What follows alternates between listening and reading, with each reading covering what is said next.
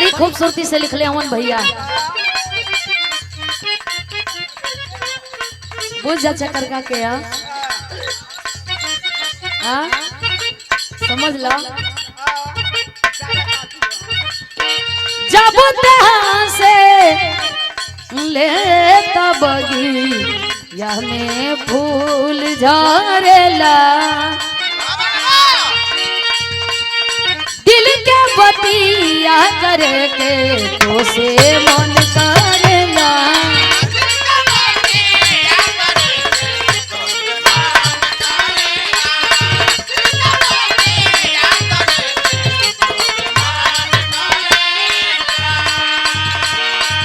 अरे मधुओ से मीठ तोर बोली यार, अरे गलिया से बलिया चलिया रे।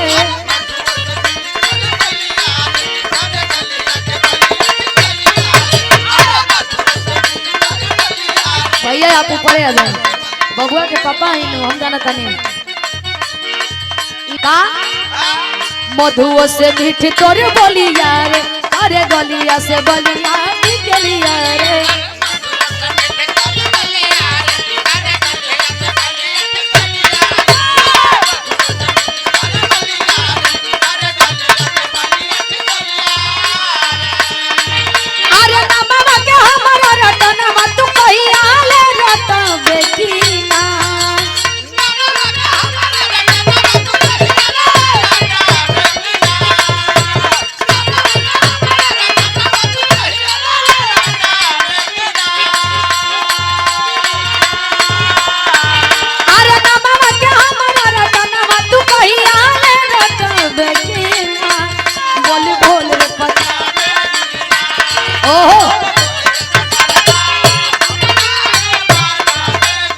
भैया के गोर गीत रहे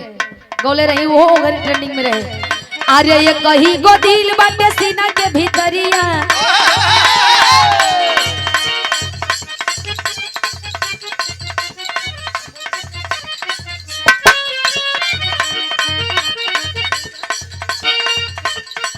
लिखले रलन बिट्टू भैया। अरे गुजरे ले नजरी से जाबूते गुजरिया, आधड़ के लजोरे से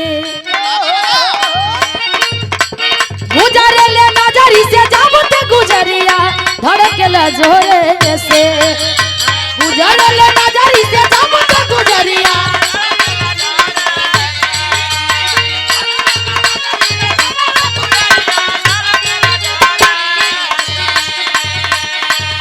अरे गुजरे ले नजरी से जाबूते गुजरिया, धड़केला जोहरे से। एक कहीं गो दिल बाटे सीना के भीतरिया, अरे एक कहीं गो दिल बाटे सीना के भीतरिया, वो दिल लागल तोरे से, वो दिल लागल तोरे से।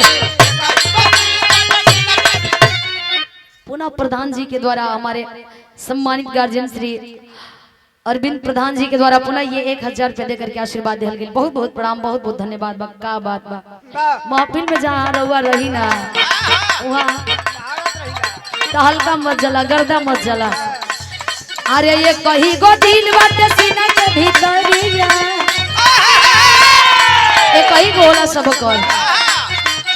ये कहीं गो दिल बाटे सीना के भीतरिया, वो दिल लागल बा तोरे से।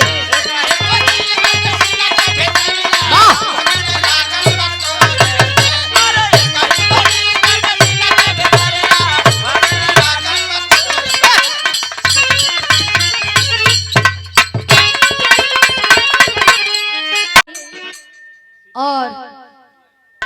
कौन सी सिटिया, अच्छा अच्छा कुल इतने दुनिया में बानो देखो यही जैसे स्टार्ट बा इतने दूर में पूरा रखले बड़न तन की और दूर दूर पर रखले रहतन तो ये इतना ना आत होई। आवा आवा आवा कुछ बजे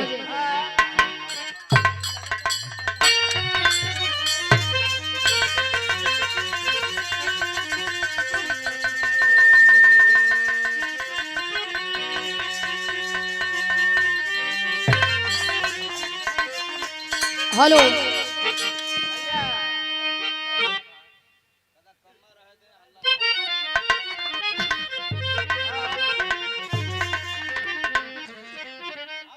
आवा आवा आवा आवा गुरु एगो बाघ होला एगो बकरी तो तू कौन मका हुआ अच्छा बाघ का बच्चा हुआ लगो तो ऐसा नहीं बड़ा ए भैया बार बार ओकरा काहे छुआ तड़ा एक बार सेट करके बैठ जा तनी कमो बेसी बोली तो चल जाई बार बार कोई छोट हुआ ना हई तनिक सा अपन चेला लोग के भेज के हो में तनिक सा घुमा देता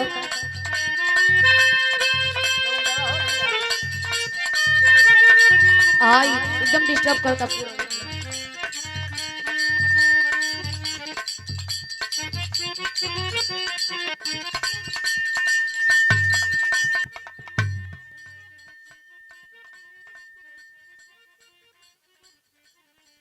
हेलो रह दे कौन गीत के संकेत के लिए बनी मास्टर जी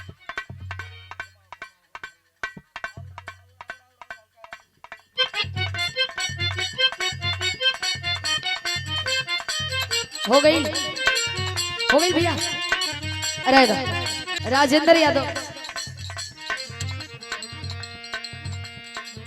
राजेंद्र यादव जी आपके द्वारा आशीर्वाद दिहल गई बहुत बहुत प्रणाम बहुत बहुत धन्यवाद बा बहुत बढ़िया बा आवा अखिलेश पुलिस वाह 200 रुपया दे के आशीर्वाद दिले बने भैया बहुत बहुत प्रणाम बा और ए महफिल में आइल बनी बड़ी दूर से चल के